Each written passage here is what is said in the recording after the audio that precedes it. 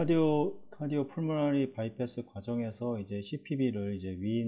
위닝하는 이제 과정에서의 어떤 그런 그 생각해 봐야 될 여러 가지 그 조건들이 있습니다. 그 중에서 이제 셀과 관련돼서는 이 헤모글로빈의 이제 컨센트레이션은 이 리워밍 후에 이제 꼭 이제 확인이 해야, 이제 측정을 해야 되는 거고, 만약에 그 CPB를 터미네이팅 이제 하기 전에 이제 헤모글로빈이 이제 6.5 미만이다 이렇게 판단이 된다고 하면 이 블러드의 주입이 좀 필요할 수 있습니다. 그 이유는 이제 이 O2에 이 CPB 후에 이제 O2의 이제 공급을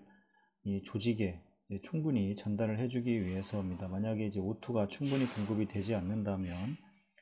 이 산소의 전달 부족으로 인해서 이제 메타볼릭 관련된 이제 어떤 엑시도시스가 이제 발생을 할 수 있기 때문에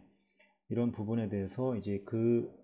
산소의 이제 전달 매개체인 이제 헤모글로빈을 이제 6.5 이상으로 이제 유지를 해줄 수 있는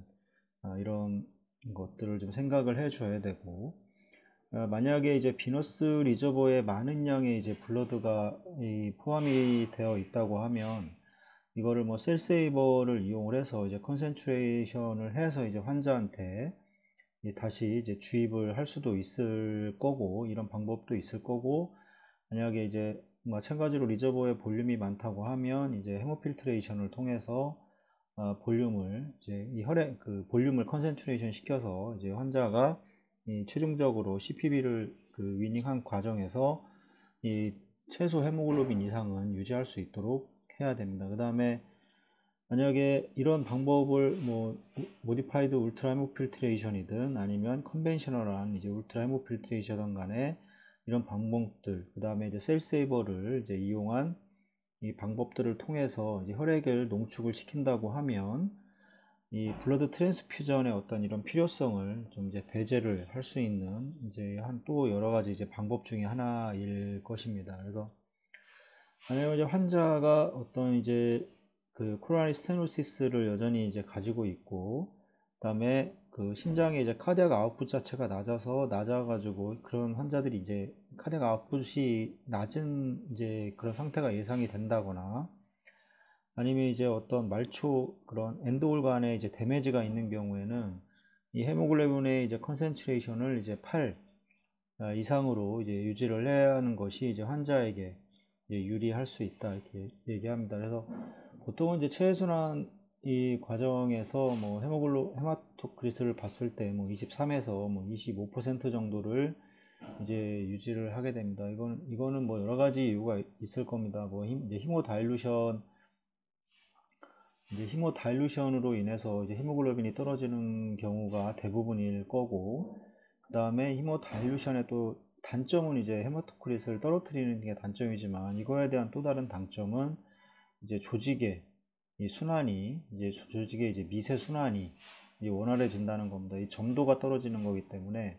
이 조직의 순환 자체가 더 좋아짐으로 인해서 이제 그 산소 전달이 이제 더 용이해지는 이제 이런 또 장점을 가지고 있기 때문에 이제 양면에 이제 장단을 가지고 있습니다. 그래서 적정선을 유지를 해준다고 하면 이제 환자에게 충분한 이 산소의 공급을 해줄 수 있는 그런 조건들을 이제 맞춰줄 수가 있습니다. 근데 이제 만약에 이제 이게 즉각적으로 이제 그 혈액을 주입을 해야 되는 상황, 뭐 CPB 후에 뭐 펌프 볼륨이 이제 어떤 소진이 돼서 뭐 헤모필트레이션을 하든 아니면 뭐 셀세이버를 운영을 해서 헤모글로빈을 올려주든 간에 이런 이 펌프 볼륨이 이제 없는 경우에는, 만약에 그 펌프에서 충분히 볼륨을 주입할 수 있는 상황이 아닌 상태에서 이제 헤모글로빈이 낮다고 하면 이 팩셀을 이제 환자의 이제 팩 RBC를 주입할 수 있도록 이제 항상 준비를 할 수 있도록 해야 되는 거고, 여러 가지 과도한 이제 어떤 블리딩이 이제 예상이 된다고 하면 어떤 더 추가적으로 또 혈액을 더 필요로 하게 될 겁니다. 그 다음에 체순환 과정에서 이제 터미네이션 하는 과정에서 이제 코아귤레이션에 이제 다시 이제 엔티코아귤레이션에서 이제 코아귤레이션으로 이제 변환하는 단계를 거치게 되는데, 이거는 예상을 좀 해야 됩니다. 이제 그 CPB를 이제 더 디스컨티뉴에이션 하기 이제 전에 이제 코아귤레이션에 관련된 어떤 이제 어버노말리티를 가능한 한 이제 이런 코아귤레이션 이제 어버노말리티를 이제 예상을 해야 됩니다. 그래서 예상을 해서 이 어떤 뭐 다른 어떤 제재를 주입을 할 것인지 아니면 어떤 약을 주입을 할 것인지 이런 거에 대해서 이제 좀 생각을 해봐야 되고, 이 이제 블러드 코아귤레이션의 어떤 컴포넌트는 뭐 여러 가지, 그 중에 가장 대표적인 게 이제 플래틀릿과 그다음에 이제 FFP 프레시 프로즌 플라즈마가 이제 대표적일 텐데,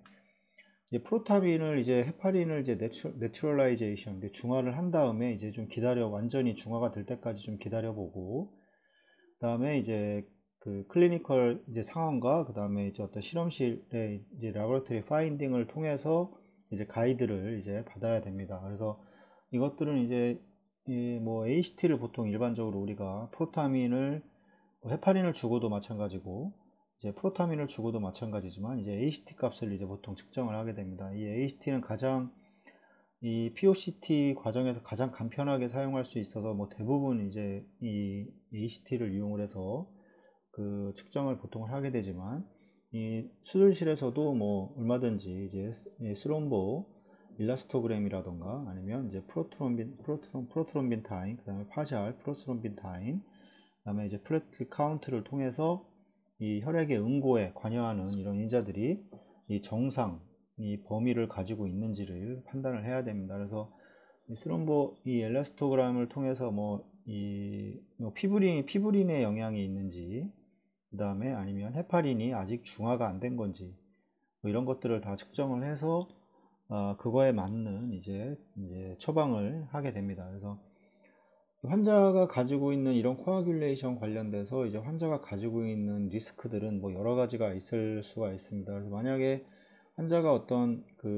이 플래틀리트 이니비터에 대한 것을 약을 뭐 먹고 있다거나 뭐 크로피라던가 뭐 여러 가지 있어요. 아스피린이라던가 여러 가지가 있을 겁니다. 이런 관련된 약을 계속해서 지속적으로 이제 먹고 있는 과정도 있을 거고, 그 다음에 환자가 어떤 이머전시 서저리를 하는 경우에 이제 여러 가지 여러 가지에 대해서 이제 익스포즈가 되게 될 텐데, 뭐 스롬볼라이틱 에이전트라던가 그다음에 엔티플레이트 글리코프로테인 뭐 2B, 2A 에이전트라던가 뭐 다이렉트 스롬빈 이니비터라던가 뭐 와파린, 그다음에 이제 팩터 10A 이니비터, 이런 환자가 이제 그런 터미널 과정에서 이제 이런 것들에 이제 익스포즈가 이제 돼서 이제 혈액의 응고가 잘 되지 않는 이제 이런 과정이 거칠 수가 있습니다. 근데 이런 약들을 보통 테이킹을 하고 있다고 하면 이제 보통 뭐 3일에서 뭐 5일 후에 뭐 수술을 한다던가 뭐 이런 상황을 보통 기다렸다가 이제 하게 되는데, 약을 끊고 한 3에서 5일 정도를 뭐 기다리게 되는데, 그렇지 못한 이런 이머전시 서저리 과정에서는 이제 이런 것들이 이제 출혈을 이제 일으키게 되는 이런 원인으로 작용을 하게 되고, 환자가 만약에 이제 그 CRF, 이제 크로닉 레널 페일리어가 있는 경우에는 이제 더군다나 이제 더 이런 약물에 대한 대사가 잘 이루어지지 않기 때문에 더 이제 응고 관련돼서는 더 출혈이 더 심하게 이제 발생을 할 수가 있습니다. 그래서 이 CRF를 가지고 있는 환자들에 대해서는 일단 체액량이 다 정체가 되어 있고, 이런 어떤 대사가 잘 이루어지지 않고 이런 문제들 때문에 약의 어떤 그 효능이 더 프롤롱되는 이런 문제를 가지고 있습니다. 그래서 빠져나갈 데가 없기 때문에 CRF의 환자들 같은 경우 이제 충분한 체외순환 과정에서는 이제 이 헤모필트레이션을 이제 충분히 이 투석의 개념으로 충분히 해주는 것이 이게 좀 중요하다고 할 수가 있습니다. 그리고 펌프가 이제 오래 걸리는 수술들이 있습니다. 만약에 뭐 예를 들어서 뭐 리드 오퍼레이션이라던가 아니면 여러 가지 이제 컴플렉스한 오퍼레이션, 뭐 캐비지를 포함을 해서 뭐 판막도 다 뭐 교체를 해야 된다던가 뭐 이런 어떤 컴바인된 이런 컴플렉스한 오퍼레이션, 결국에는 컴플렉스하다 하는 거는 이제 수술의 시간이 이제 길어진다는 소리고, 길어진다는 거는 이제 펌프런이 더 이제 길어진다는 겁니다. 그래서 이런 부분도 당연히 이제 순환의 과정에서 이제 플랫이트라든가 이런 것들이 이제 손상을 받게 되고 여러 가지 응고 인자들이 이제 문제가 발생을 할 수 있기 때문에 이런 부분도 좀 중요하게 생각을 해야 되는 거고, 그래서 이 펌프런이 길어지는 경우에는 혈액 손상에 대해서 좀 이제 생각을 많이 해야 됩니다. 그래서 대부분 뭐 그 회로에 코팅 제제를 사용을 코팅이 되어 있는 거를 사용한다던가, 아니면 뭐 롤러보다는 이제 센트리퓨가를 사용을 한다던가, 이래서 이제 혈액 손상을 좀 줄일 수 있는 이런 방향으로 이제 체순환 과정에서도 조치를 취해야 됩니다. 그 다음에 이 바디매스가 좀 낮은 사람들도 마찬가지, 바디매스가 낮다고 하는 거는 결국에 혈액량 자체가 낮다는 소리입니다. 혈액량 자체가 낮기 때문에 그 안에 포함되어 있는 뭐 히모글로빈, 뭐 여러 가지 이제 그런 응고인자들 포함되어 있는 것들이 적다는 소리이기 때문에, 똑같은 상황에서 뭐 BMI가 낮다고 그래서 뭐 체외순환 과정에서 뭐 옥시네이터를 뭐 작은 걸 써야 되고 뭐 이럴 수는 없습니다. 뭐 어떤 이제 몸무게 관련된 그 사이 범위가 있을 텐데, 그런 과정에서 더 많은 히모다일루션이 일어나게 되고, BMI가 낮다고 하는 것은